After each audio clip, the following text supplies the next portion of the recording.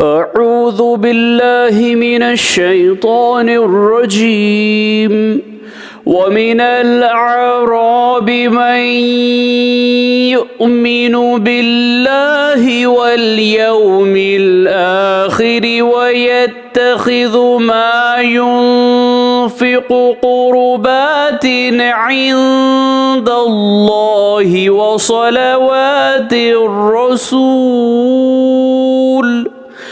ألا إنها قربة لهم سيدخلهم الله في رحمته إن الله غفور رحيم। सूरत तौबा आयत नंबर 99।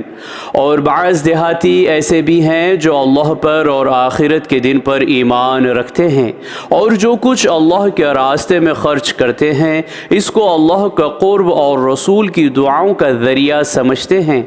देखो बेशक वो इनके लिए मौजिब क़ुर्ब हैं, अनक़रीब इनको अल्लाह अपनी रहमत में दाखिल करेगा।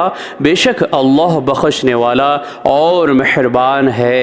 सदक़ल्लाहुल अज़ीम। अल्लाह अज़मत वाले ने सच फरमाया।